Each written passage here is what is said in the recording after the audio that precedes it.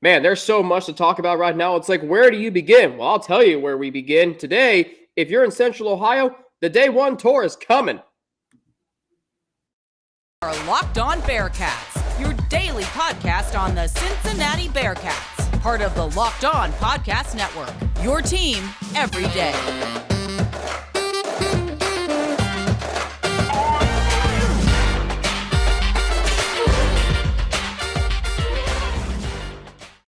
All right, here we go. Thank you so much for making Locked On Bearcats your first listen every day, free and available wherever you get your podcasts, including on YouTube. So don't forget to hit that subscribe button and follow us to get an alert every time that we drop a new episode. My name is Alex Frank, your host each and every day of Locked On Bearcats, part of the Locked On Podcast Network, your team every day. It is Thursday, May 18th, and while we're still 107 days away from the Bearcats season opener in football, today is the day that I've been waiting for now living in Central Ohio.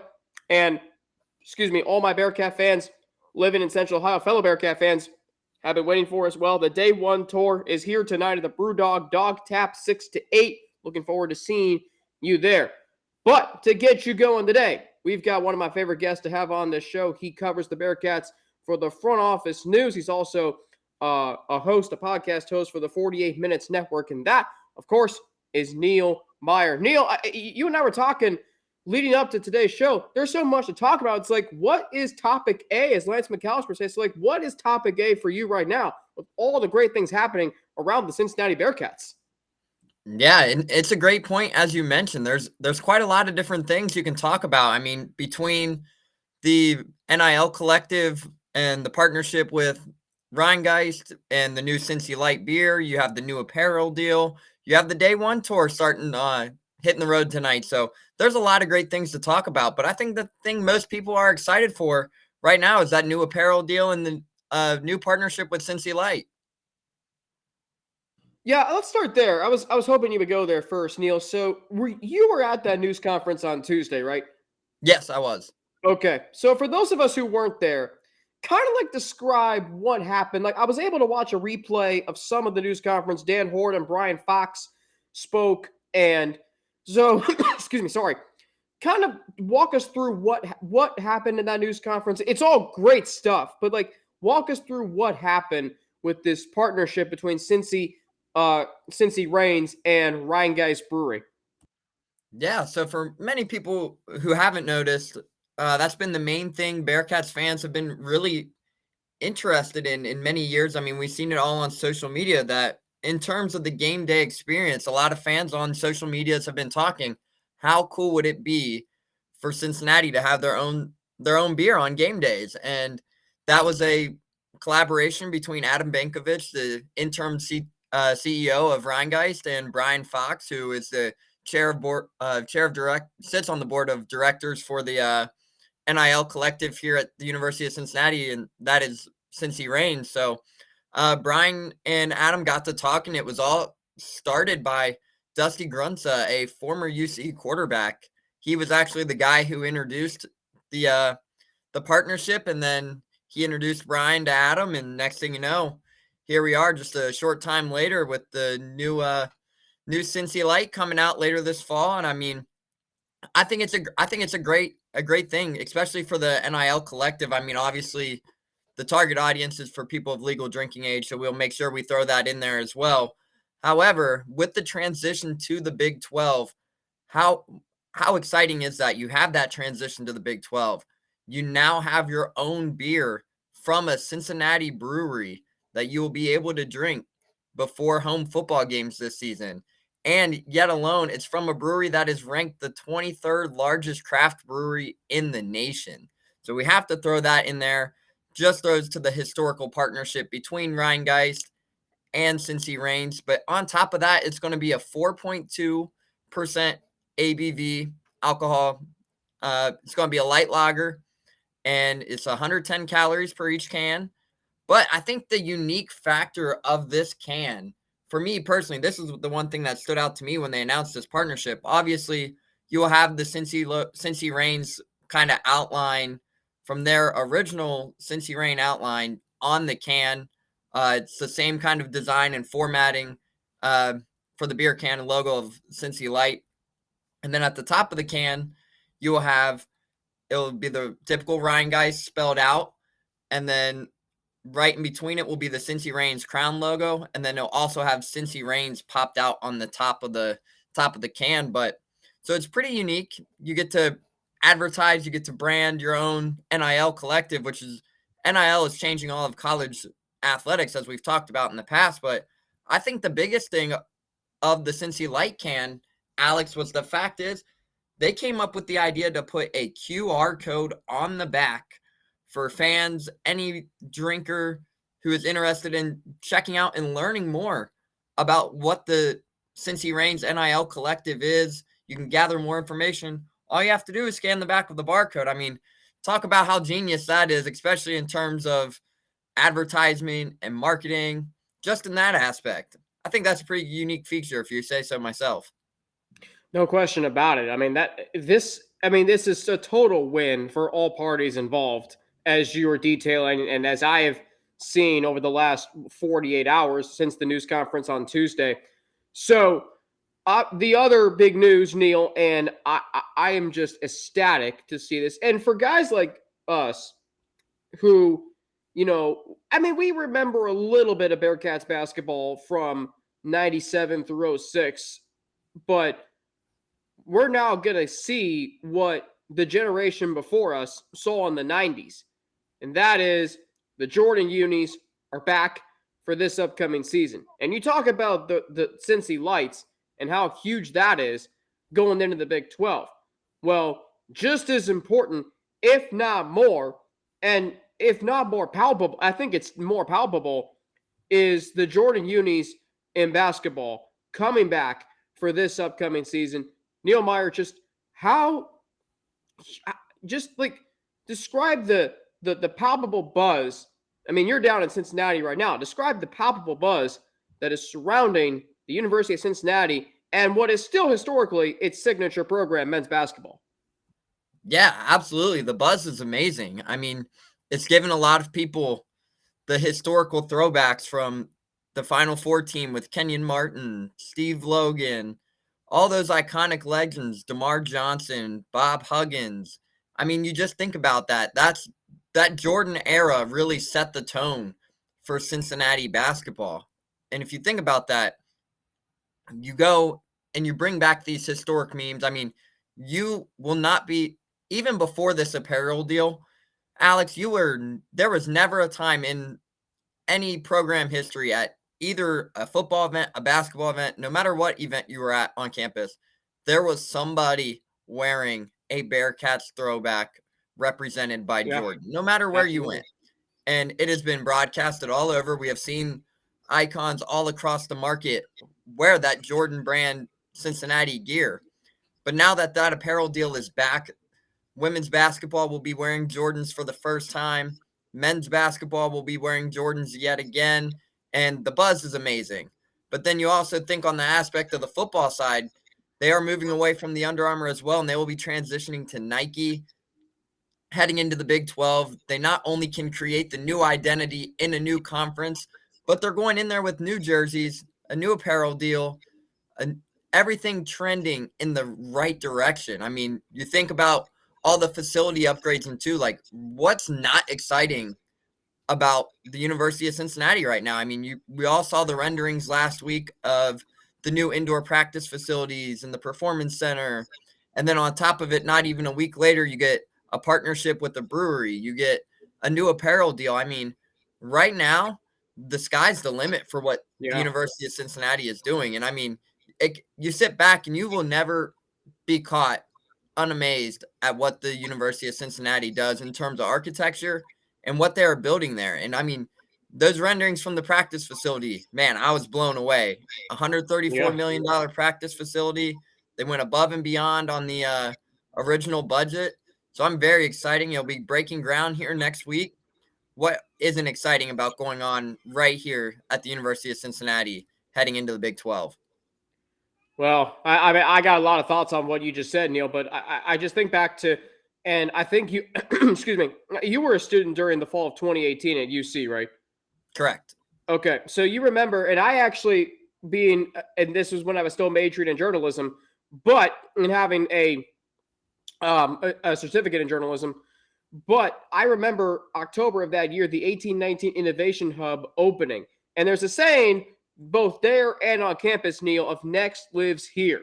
Well, everything you just said embodies that. So I'm going to piggyback off of what you just said. Plus, then we're going to get into some news from the transfer portal. I mean, what transpired earlier this week, the latest transfer commit, I think speaks to what Scott Satterfield and this coaching staff can do. Plus, Neil, there's a famous former Bearcat who's going to appear on the cover of Sports Illustrated. I want to talk to you about that and get your thoughts on that as it appears in, I was told I couldn't say this word. Nowadays, it's going to be in newsstands, Neil Meyer, next Monday. Do people still say that word? I don't know.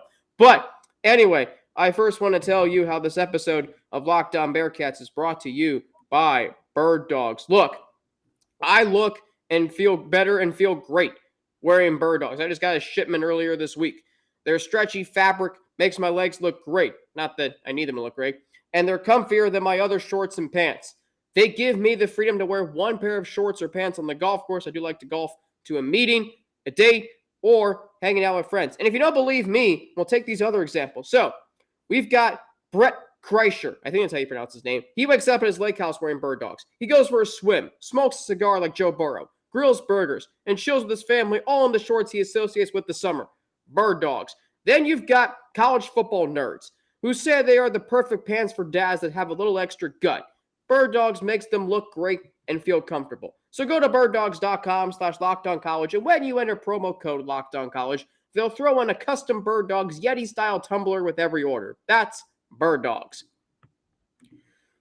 All right, thanks so much for making Locked On Bearcats your first listen every day. On tomorrow's show, I'm going to recap the biggest takeaways from going to the Day 1 tour, which by tomorrow will have wrapped up 2 days. Cleveland this past Wednesday, and of course today in Columbus, Ohio. Back with Neil Meyer of the Front Office News right here on Locked On Bearcats. Neil, everything you said about what's not to like about the University of Cincinnati. But I think about all of these developments. Practice facility, Cincy lights. I think about the transfer portal commits. I think about all these great developments.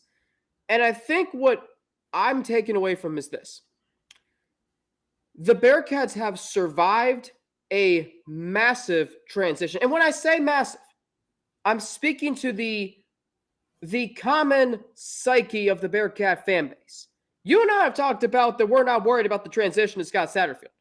But there are fans out there, and I think you can attest to this, Neil, who are maybe, or a little, little still uncertain.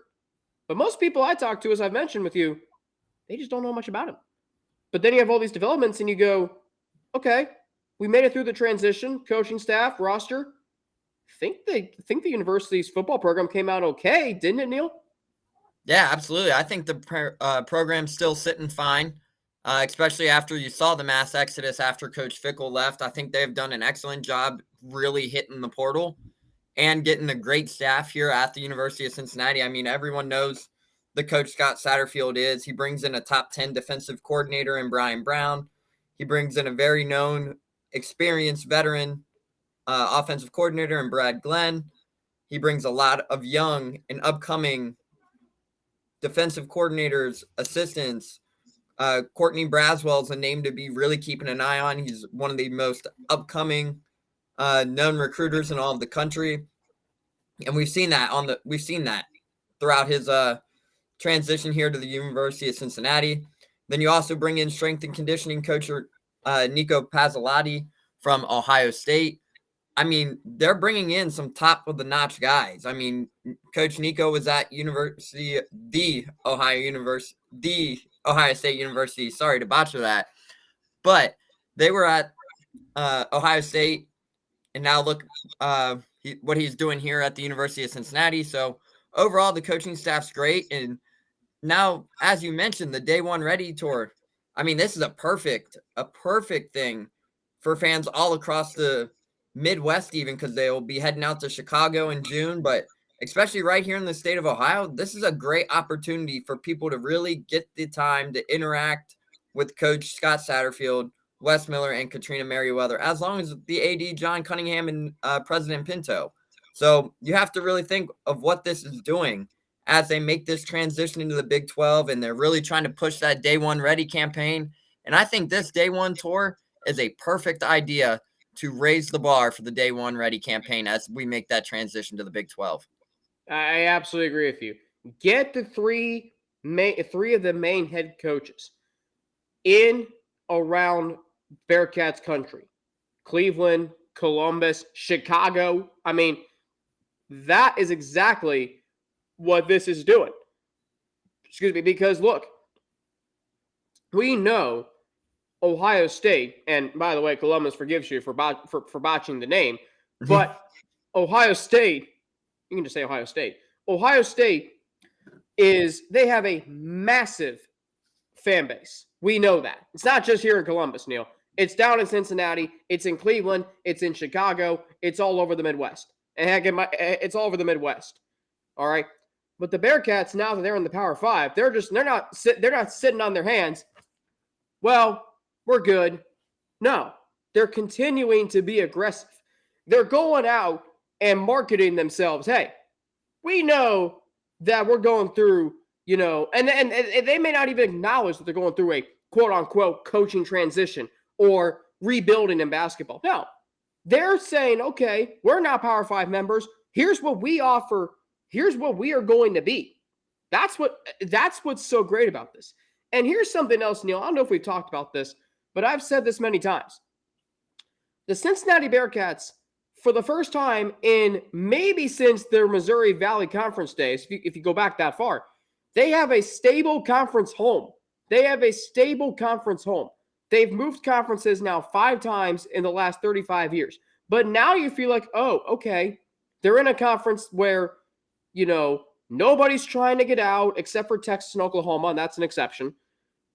Everybody is, no one's trying to get out. There's, a TV deal that's going to be really good once that kicks in. I mean, this is like, after 10 years of being in the conference that no one wanted to be in, especially Cincinnati, you finally feel like the Bearcats have that, in addition to a solid foundation and a program in football as a whole. They have that stabilization as far as what conference they play in. Do you ever think about that?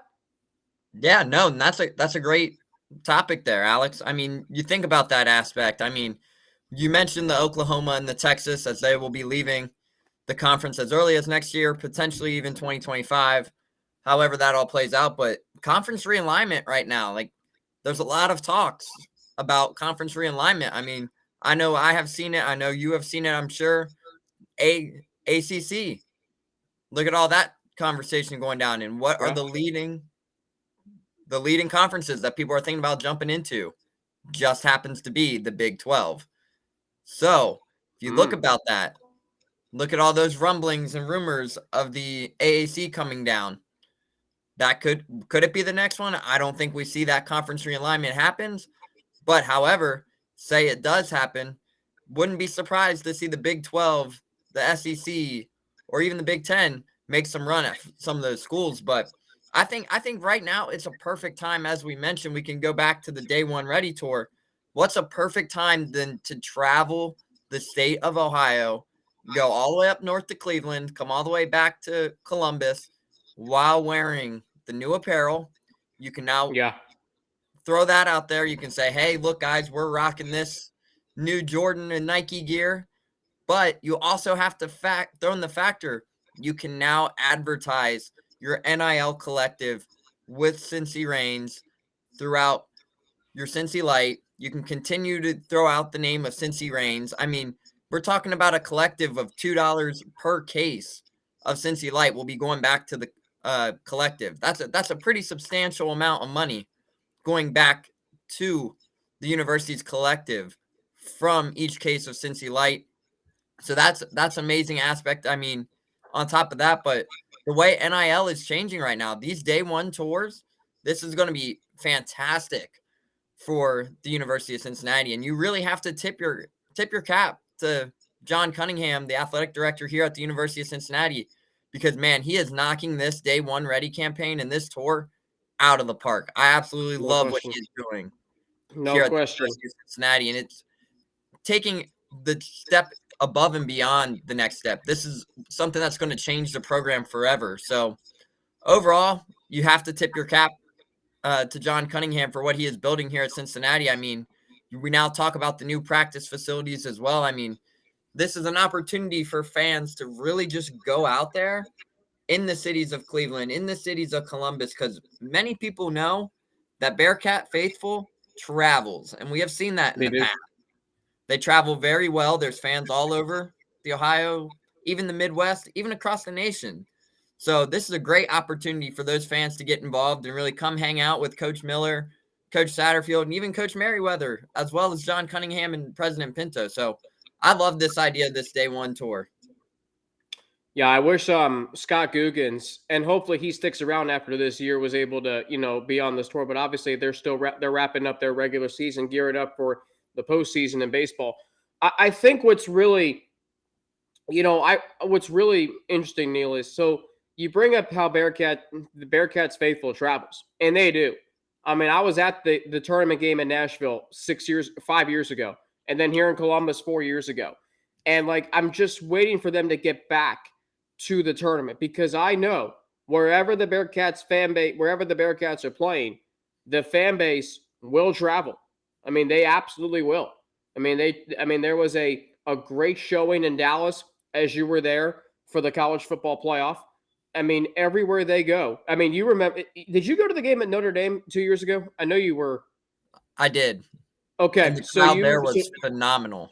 Unbelievable. I couldn't believe how many Bearcat fans when I'm walking around campus before the game and then when I'm in Notre Dame Stadium, which is one of the holy grails of college football, and then after the game.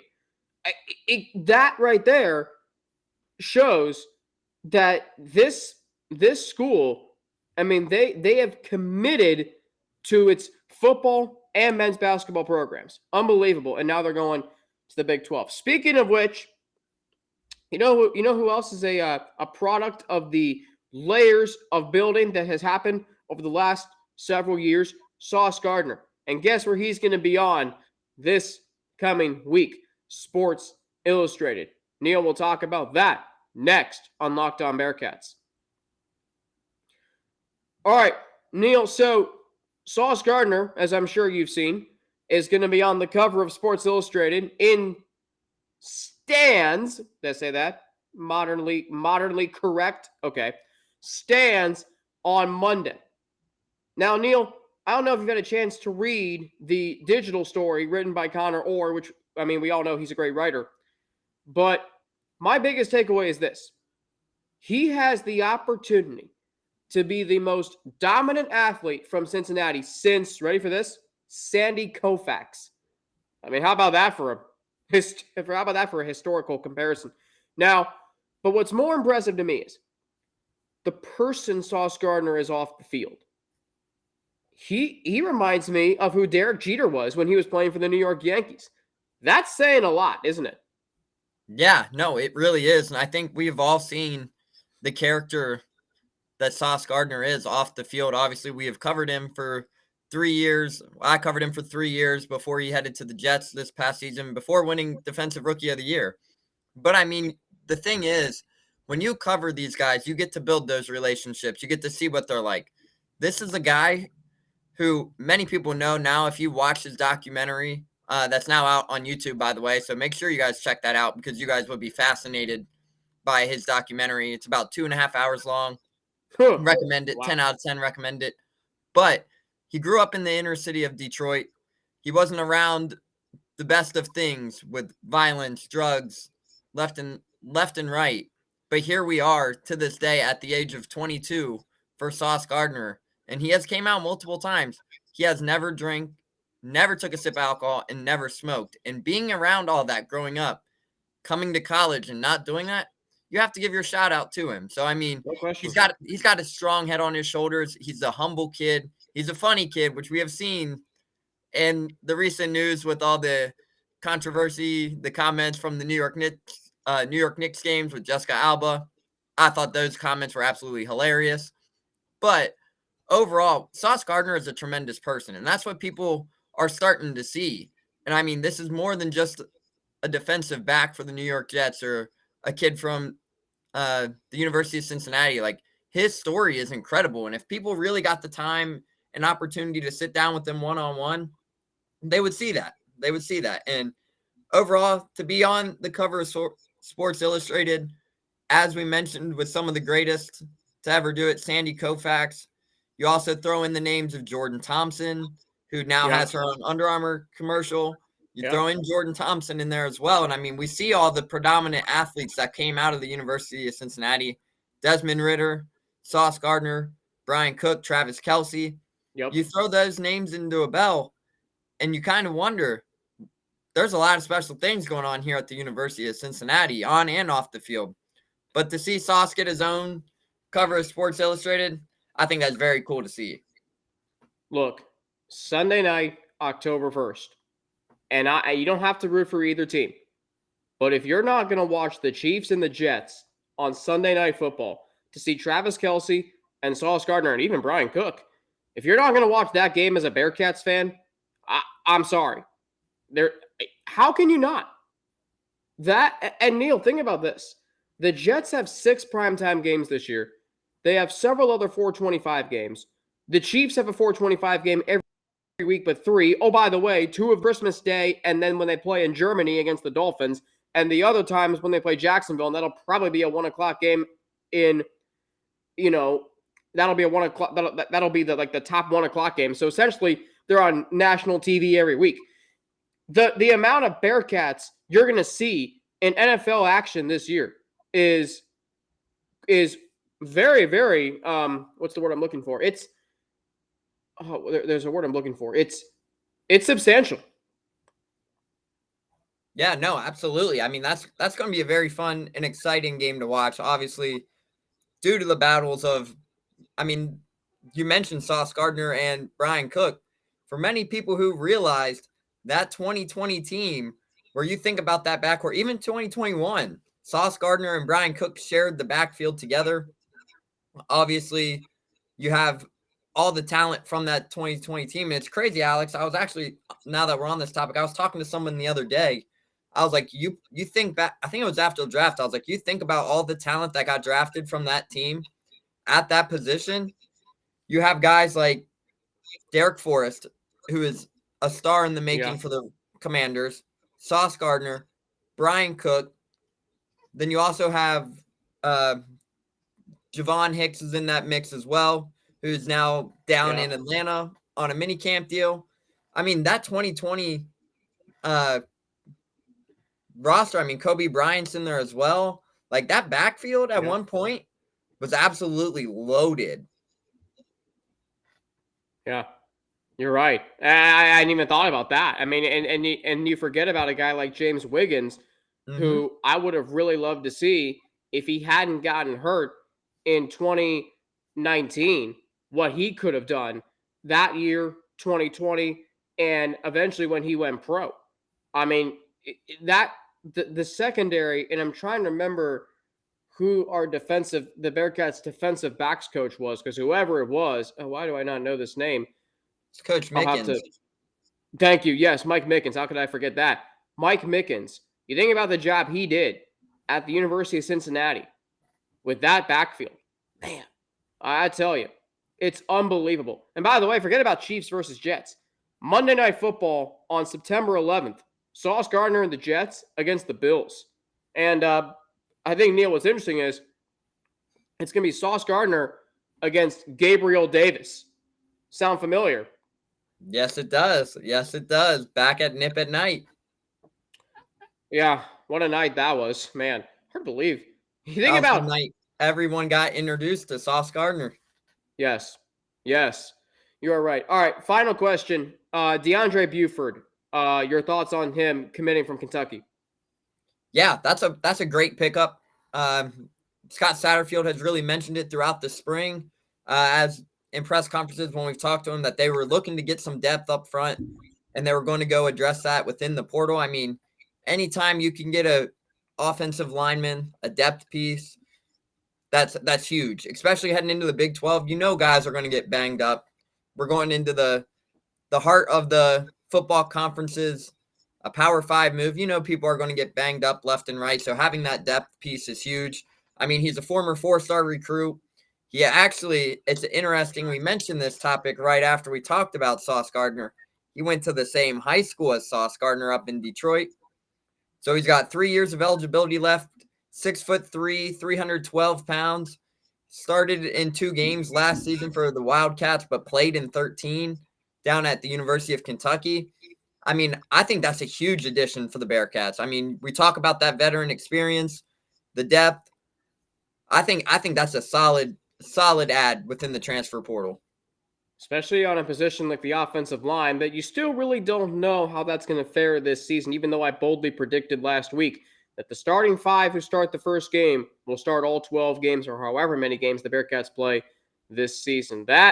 We are about out of time on this Thursday, May 18th. Neil Meyer of the Front Office News joining me today, as he does most weeks. Neil, it's always great to have you on, and I look forward to talking to you after this day 1 tour rolls through Columbus.